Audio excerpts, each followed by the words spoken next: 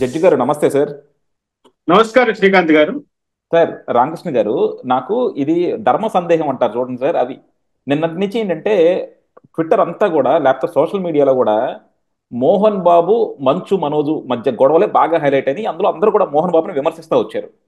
కానీ ఎప్పుడైతే మోహన్ బాబు వాళ్ళ ఇంట్లో చొచ్చుకొచ్చిన టీవీ 9 రిపోర్టర్ని కొట్టారో అప్పటి నుంచి మొత్తం రివర్స్ అయిపోయింది. అందరూ కూడా మోహన్ బాబుని ఒక హీరోలా చూడటం మొదలెట్టారు. ఇక్కడ ఒకటే చెప్పుకోవాలి సార్ మనం. అంటే ఒక మీడియా సంస్థ మీద ఒక మీడియా సంస్థ మీద ప్రజల్లో ఉన్న ఎంత వ్యతిరేకత ఉందో ఇది అక్కడ అర్థమవుతుంది సార్. టీవీ 9 అనే దాన్ని లేకపోతే ఏదో ఒక మీడియా సంస్థని మన పరిధిలో దాటి వ్యవహరించినప్పుడు వాళ్ళని శిక్షించాలని చెప్పి చాలా కామన్ మ్యాన్ కూడా అనుకుంటా ఉన్నారు. కానీ అది ఎవరు చేయలేకపోయారు. నిన్న మోహన్ బాబు గారు అది చేసేదానికి అందరూ కూడా మోహన్ బాబు గారిని మేము ఇందులో మోహన్ బాబుని సమర్థిస్తున్నాం, వీ సపోర్ట్ మోహన్ బాబు అంటూ విపరీతంగా ట్రెండ్ అవుతా ఉంది. దాని గురించి నిజంగా అంటే ఇప్పుడు ప్రజలు తప్ప టీవీ 9 వాళ్ళకి తప్ప ఎవరు తప్పు సార్? శ్రీకాంత్ గారు, ఒకరు చెప్పడం ఏంటండి, నేను కూడా మోహన్ బాబు సపోర్ట్ చేస్తాను ఈ విషయంలో. ఓకే. కారణం ఎందుకంటే భారత ప్రజాస్వామ్యంలో మూల స్తంభాలైనటువంటి మూడు వ్యవస్థలను కాకుండా నాలుగో వ్యవస్థగా ఫోర్త్ ఎస్టేట్ గా మనము మీడియాని అభివర్ణిస్తున్నాం. ఎందుకోసం అభివర్ణిస్తున్నాం? మీడియా అన్నది ఎక్కడ అన్యాయం జరిగినా, ఎక్కడ ఏ అవినీతి జరిగినా, ఎక్కడ ఏదైనా తప్పు జరిగినా దానిని వెంటనే వెలుగులోకి తీసుకొచ్చి అన్యాయం అయిపోయిన వారికి న్యాయం చేయడం కోసం, అవినీతి అధికారుల భరతల పట్టడం కోసం ఈ యొక్క మీడియా చేస్తున్నటువంటి ఆ, ఏదైతే ఉందో అది చాలా ప్రజాస్వామ్యానికి ఉపయుక్తంగా ఉంటుందని ఒక ఫోర్త్ ఎస్టేట్ గా ఈరోజు మనం అభివర్ణిస్తాం. అటువంటి మీడియా ముఖ్యంగా తెలుగు రాష్ట్రాల్లో ఎలా ఈరోజు ఉందని చూస్తే, అసలు వ్యక్తికి స్వేచ్ఛ లేకుండా, వ్యక్తి పర్సనల్ లైఫ్ లోకి తొంగి చూస్తూ, వాళ్ళ పర్సనల్ విషయాలను బయట పెడుతూ, దాన్ని బహిరంగంగా మార్కెట్లో అమ్ముకుంటూ పబ్బం కొడుకొని వేల కోట్ల రూపాయలకు అధిపతి అవుతున్నారు ఈ మీడియా ప్రతినిధులు. అవునా కాదు? అటువంటి సంస్థ టీవీ 9. టీవీ 9 యొక్క నిబద్ధత కానీ, టీవీ 9లో పనిచేస్తున్నటువంటి ఆ యాంకర్లు కానీ అటువంటి వాళ్ళ గురించి చెప్పడము ఒక రకంగా నొచ్చుకునేది అయినప్పటికీ, కాంట్రవర్సల్ అయినప్పటికీ కూడా నేను ఒక మాట అంటున్నాను. మీరు మానవులే కదా, మీకు భార్య పిల్లలు ఉంటారు కదా, మీరు కూడా ఒక గోల్డెన్ థ్రెడ్ను అడ్డు పెట్టుకొని పనిచేస్తారు కదా. ఆ లక్ష్మణ రేఖ దాటకుండానే మీరు పని చేయాలి కదా మీ యొక్క పరిధిలో. కానీ ఆ లక్ష్మణ రేఖ మీరు ఎందుకు దాటుతున్నారు అంటూ నేను ప్రశ్నిస్తున్నా ఈరోజు మీడియా ప్రతినిధులందరినీ కూడా. మోహన్ బాబు గారి ఇంటిలో ఒక ఇష్యూ జరుగుతోంది, తండ్రి బిడ్డల మధ్య ఒక ఇష్యూ నడుస్తోంది. అది కొత్తది కాదు సమాజానికి, అది తరతరాల నుంచి వస్తున్నటువంటి ఒక సాంప్రదాయమే అంటాను నేను. ఆస్తుల దగ్గర కానీ, పెళ్లిళ్ళ విషయంలో కానీ, ప్రేమ వివాహాల విషయంలో కానీ, చదువుల విషయంలో కానీ తండ్రి తన బిడ్డను సరిచేయడం కోసం రకరకాల సమయంలో రకరకాలుగా వాళ్ళు ప్రవర్తిస్తుంటారు. అవి ఇష్యూస్ గా మారుతుంటాయి, తర్వాత టీ కప్లో తుఫాన్ లాగా సర్దుకుపోతుంటాయి. అటువంటి విషయాన్ని మీరు ఆయన ప్రైవేట్ హౌస్ లో ఆయన పర్మిషన్ లేకుండా తీసుకెళ్లిపోయి ఆయన ఆయన బలవంతంగా ఆయన యొక్క స్టేట్మెంట్ను మీరు ప్రజల ముందు పెట్టాలని ప్రయత్నం చేయడం, అడగకూడని క్వశ్చన్లు అడగడం ఎంతవరకు సమంజసం అండి? అది ఆయన వద్దన్న తర్వాత మీరు వెళ్ళకూడదు. మీకేమైనా ఆయన మీడియా సమావేశం పిలిచారా? పిలిచి మీ మీద దాడి చేసింటే మోహన్ బాబుని ఇప్పటికిప్పుడు అరెస్ట్ చేసి లోపలేసేద్దాం. అవును. ఆయన మీరు పిలవలేదండి. You are the trespassers. ఆయన ఆత్మరక్షణ కోసం ఆయన దాడి చేయొచ్చు. మీరు మీడియా ముసుగులో మీలో యాంటీ సోషల్ ఎలిమెంట్స్ ఉండొచ్చు కదా. మీడియాని ఒక గొట్టం పట్టుకొని మీరు ఎక్కడికైనా వెళ్ళిపోవచ్చా? ఎవరినైనా మీరు నిలదీయచ్చు, అడగచ్చా? మీకేం అధికారం ఉందండి? నేను ఒక మాట అడుగుతాను, మీడియాకున్న అధికారాలు ఏమిటి? ఒక వ్యక్తి స్వేచ్ఛను ఆటంకపరిచే విధంగా, ఆయన ప్రైవేట్ అఫైర్లోకి చొచ్చుకుపోయే విధంగా, ఆయన ఇంటిలోకి రాత్రిపూట చొచ్చుకుపోయే విధంగా మీకున్న అథారిటీ ఏంటి? మీకు ఏ చట్టం ఈ హక్కును కల్పించిందని నేను అడుగుతున్నా. ఎవరైనా ప్రెస్ క్లబ్ లో కానీ లేకపోతే వాళ్ళ ఇంటి ఆవరణలో కానీ మేము ప్రెస్ మీట్ పెడుతున్నామని మీకు నోట్ పంపిస్తే అప్పుడు రావాలి మీరు. మీ ఇష్ట ప్రకారం మీరు గోడలు దూకేయడము, బెడ్రూమ్ల వరకు వెళ్ళిపోవడము, కిటికీలు తెరిచి ఆ కేకలు వేయడము, ఇవన్నీ కానీ మనము ఇది సమర్థిస్తామా? ఇది ఒక్కసారి కాదు సార్, ఇది పలుసార్లు జరుగుతూ ఉంది. ఎందుకంటే వైజాగ్ లో కూడా ఒకప్పుడు ఒక అమ్మాయి ఇలాగే ఆయన వేరే అమ్మాయితో ఉన్నాడని చెప్పి మీడియాని తీసుకెళ్లి చూపించడానికి ప్రయత్నించింది. ఆ రోజు కూడా అంతే, మీడియా పరిధులు దాటి వ్యవహరించింది, దాని మీద కూడా ఎవరు కేసు ఇలా. ఈ రోజు మోహన్ బాబు విషయంలో కూడా వాళ్ళ ఇంట్లోకి ట్రెస్ పాస్ అయ్యి వెళ్ళి మోహన్ బాబుని క్వశ్చన్ చేయడం కానీ లేకపోతే అక్కడ జరుగుతున్న విషయాలు చూపించడం కానీ డెఫినెట్ గా తప్పే. ఇలాంటి దాని మీద అసలు కేసులు ఎందుకే ఇట్లా అంటే మీలాంటి వాళ్ళు కాకపోతే లేకపోతే మిగతా వాళ్ళు కావచ్చు, దీన్ని మీడియాని అరికట్టడానికి ఎందుకు ప్రయత్నించట్లా? వాళ్ళకు కూడా వాళ్ళ పొజిషన్ వాళ్ళ స్థాయి గుర్తు చేయడానికి ఎందుకు ప్రయత్నించట్లా ఎవరు? శ్రీకాంత్ గారు, ఇక్కడ చట్టము కూడా ఒక అడ్డంకి అండి. ఎందుకంటే ఇటువంటి వ్యవహారాలు జరిగినప్పుడు ఆ వ్యవహారాన్ని క్రిమినల్ గా, క్రైమ్ గా ప్రొజెక్ట్ చేయవలసినటువంటి బాధ్యత ఆ బాధితుడికి మాత్రమే ఉంటుంది. ఓకే. మూడో పార్టీకి ఉండదు. ఒకటి. ఇంకా రెండవ అంశం వచ్చిందను, ఇక్కడ ఎవరైతే మీడియా వాళ్ళు ఉన్నారో వాళ్ళను బాధితుడు ఎంట పెట్టుకుని వెళ్ళొచ్చండి. నాకు అన్యాయం జరుగుతోంది, మీరు మీడియా ఉన్నారు కాబట్టి ఆ అన్యాయాన్ని పోలీసులకు ద్వారా నాకు న్యాయం జరగదు కాబట్టి మీరు ప్రజల ద్వారా నాకు న్యాయం చేయండి, మిమ్మల్ని మేము ఆశ్రయించవచ్చు మీడియా పీపుల్. ఆ సమయంలో స్టింగ్ ఆపరేషన్ అన్నది యాక్సెప్టబుల్ అని తెహల్కా కేసులోనే సుప్రీంకోర్టు వాళ్ళు స్పష్టం చేశారు. ఓకే. అంతెందుకండి, మన రాష్ట్రానికి గవర్నర్ గా పనిచేసినటువంటి తివారీ గారి విషయంలో కూడా ఆ రోజు స్టింగ్ ఆపరేషన్ ద్వారానే కదండి ఆయన రాసలీలన్నీ బయటకు వచ్చాయి. అప్పుడు మనం అనలేం కదా మీరు ఎలా వెళ్తారండి అని. ఇక్కడ నేను అంటున్నది ఏంటంటే, ఇక్కడ ఒక డిఫరెన్స్ ఉంటుందండి. తండ్రి కొడుకుల మధ్య వివాదానికి, బయట వ్యక్తులతో బాధింపబడేటువంటి వివాదానికి చాలా తేడా ఉంటుందండి.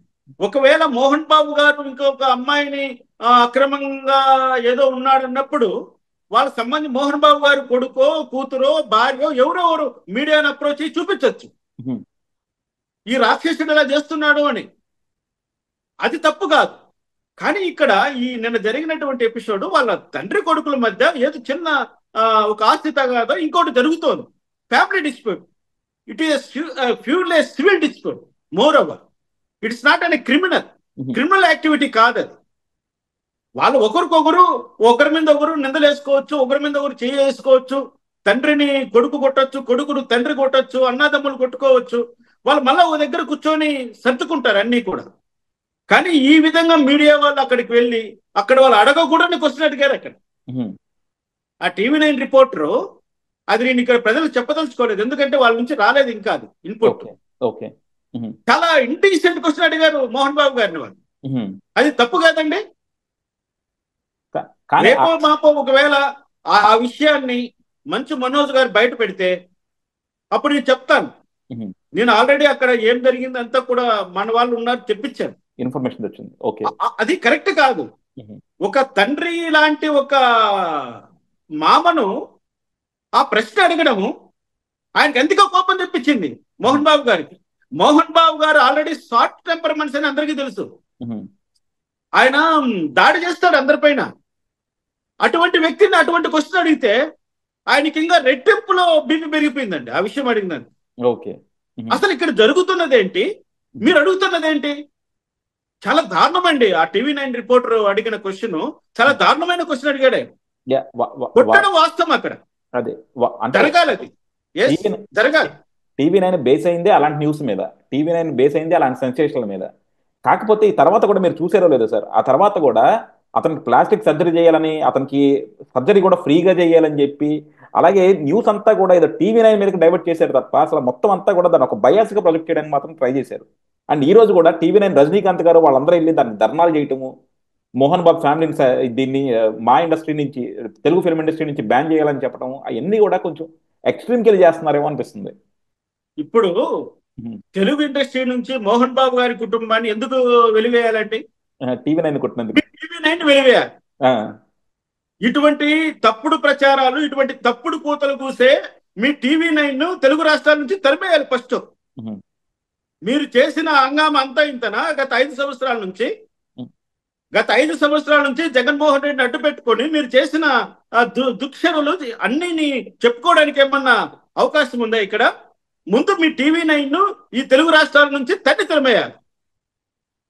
కానీ మీకంటూ ఒక లైసెన్స్ ఉంది, సెంట్రల్ గవర్నమెంట్ ఒక లైసెన్స్ ఇచ్చింది, దాని ప్రకారం మీరు చేస్తున్న పనులన్నీ చేస్తున్నారు, చేసుకోండి, మీకు ఎగ్జామ్షన్స్ ఉన్నంత వరకు వాడుకోండి. కానీ మీరు మోహన్ బాబు గారిని అడిగిన క్వశ్చన్ మాత్రం చాలా దుర్మార్గమైన క్వశ్చన్. అందువల్ల ఆయన రియాక్ట్ అయ్యాడు. ఆయన రియాక్ట్ కావడంలో తప్పు లేదు, మీకు తగిన శాస్తి జరిగిందని మేము అనుకుంటున్నాం. ఒకవేళ మీరు SP ఆఫీసుల ముందు ధర్నాలు చేసినా, ఇంకోటి చేసినా, నలుగురు కిరాయి మనుషులు తీసుకొచ్చి రైల్వే స్టేషన్లోను బస్ స్టాండ్లోను పిక్ ప్యాకెట్ కొట్టేగాలను, గంజాయి ముఠాగాలను వేసుకొని వాళ్ళు మీడియాకు అంటూ ఒక లోగో తగిలించి వాళ్ళ దగ్గర ధర్నాలు చేసుకున్నట్లు చూపిస్తున్నారు. ఒక నలుగురిని చూపించండి విలేకరుని. అందరూ మీ పెయిడ్ ఆర్టిస్టులే కదా వాళ్ళందరూ. అంత మాత్రానికి మోహన్ బాబు భయపడిపోతాడనో, మనోజ్ భయపడతాడో, లేకపోతే విష్ణు భయపడతాడో అనే కాదు. మనోజ్ కొంచెము కంట్రోల్ ఉంటే చాలు. ఇక్కడ ఆయన కుటుంబ గౌరవ రీత్యా ఇంకో రీత్యా కొంచెం కంట్రోల్ ఉన్నాడంటే మీ TV9 వాళ్ళు, ఇంకో మీడియా వాళ్ళు చేసేదంటూ ఏమీ లేదు. వాళ్ళు సర్దుకుంటారు. దాన్ని ఈ రోజంతా మీరు మీ TV9 రైటింగ్ కోసం మీరు ఏదో ఒక ఎపిసోడ్ నడిపారు తెల్లవారి నుంచి సాయంత్రం దాకా. ఏమవుతుంది దానివల్ల? ఆ TV9 చూడటమే మానేశారు మా తెలుగు రాష్ట్రాల్లో, ముఖ్యంగా ఆంధ్రప్రదేశ్ లో. TV9 అంటే మా దృష్టిలో ఇట్ ఈస్ బ్యాన్డ్, ఒక చెత్త ఛానల్. అది అన్అఫీషియల్ గా బ్యాన్ చేశారు ప్రజలే. మేము బ్యాన్ చేసేసాం దాన్ని, మేము ఎవరు చూడట్లే. అందుకని వాడు తన్నుకు తెస్తున్నాడు, రేటింగ్ లేక, జీతాలు ఇచ్చుకోలేక నాన్న అవసరం పడుతున్నాడు. ఏదో ఒకటి చేయాలి లొల్లి. పోయి మోహన్ బాబు ఇంట్లో అడుగు పెట్టాడు, ఆయన 4 పీకాడు. అదే ఇంకా మా దగ్గరికి ఇటువంటి పని చేయడం మొదలెడితే మేమందరూ పీకుతాం. అదే కనపడితే తొక్కుతాం. అదే సార్, తొక్కుతాం. అదే చెప్తున్నా. అవును, ప్రజల్లో ఉన్నది కనుక నిజంగా ఎవరన్నా చేస్తే ఎంత సపోర్ట్ వస్తుంది అనడానికి ఇది ఒక బెస్ట్ ఎగ్జాంపుల్ సార్. ఎందుకంటే అసలు నిన్న మోహన్ బాబు గారు కొట్టారు అనగానే సోషల్ మీడియా అంతా కూడా కరెక్ట్ పని చేశాడు, మంచి పని చేశాడు, మగాడిలాగా చేశాడు, అందరూ TV9 చూసి జడుచుకుంటున్నారు, ఈయన ఒక్కడే TV9 అటాక్ చేశాడు అని చెప్పి చాలా ఇదిగా మాట్లాడుతూ ఉన్నారనమాట. అంటే ఇది ప్రజల్లో ఉన్న ఉద్రేకం, ప్రజల్లో ఉన్న కోపం. శ్రీకాంత్ గారు మీకు మాట చెప్పాలి, TV9 కు మోహన్ బాబుకు ఉన్న శత్రుత్వం ఈనాటిది కాదు. ఓకే, 20 సంవత్సరాల క్రితమే మంచు విష్ణు వైఎస్ఆర్ రాజశేఖర రెడ్డి బంధువును లవ్ చేస్తున్నాడంటూ బ్రేకింగ్ న్యూస్ ఇచ్చారు వీళ్ళు. ఓకే ఓకే, అక్కడి నుంచి 20 సంవత్సరాల క్రితమే. ఓకే, ఆ రోజు మోహన్ బాబు గారు రివాల్వర్ ఎత్తుకొని వెళ్ళిపోయాడు TV9 ఆఫీస్ కి. అక్కడ అప్పుడు మన ఎడిటర్ గా ఉన్న మన విధ్వంసం బుక్ రాశాడు మన ఆలపాటి సురేష్ కుమార్ గారు. ఓకే ఓకే, జగన్మోహన్ రెడ్డి పరిపాలన పైన విధ్వంసం అనే బుక్ రాసి ప్రజలకు అంతా తెలియజేశాడు, వాడు ఏమేమి చేశాడు అన్ని. ఓకే ఓకే, ఆ రోజు ఆయన అక్కడ ఎడిటర్ గా ఉన్నాడు, ఇన్ఛార్జ్. ఆయన్ను పిస్టల్ పెట్టి బెదిరించేశాడు మన మోహన్ బాబు. మామూలుగా కాదు అది. ఈ కోపం ఈ రోజు కాదు, ఆ రోజు అనమాట. ఆ రోజే మళ్ళీ ఆ రోజు శ్రీహరి గారు ఇంటర్ఫీర్ అయ్యి, శ్రీహరి గారి ఫ్రెండ్ అక్కడ మెయిన్ పర్సన్ కావడంతో TV9 లో అదేదో సారీతో అక్కడికి ఫుల్ స్టాప్ పెట్టారు. ఓకే, ఇప్పుడు TV9 అన్నది ఒకప్పుడు మంచి మీడియా, కాదండి దాన్ని. తర్వాత అది చేతులు మారి దాని స్వరూపాన్ని అంతా మార్చేసుకొని ఈ రోజు అడ్డగోలుగా అమ్మాయిల విషయంలోనా, కుటుంబాల విషయంలోనా లేనిపోని తంటలు పెడుతూ వీళ్ళు క్యాష్ చేసుకోవడం మొదలెట్టారు. అదే, అవును, బ్లాక్ మెయిలింగ్ రాజకీయాలు మామూలుగా చేయలేదండి TV9. ప్రతి ఆడబిడ్డను హింసించారు వీళ్ళు.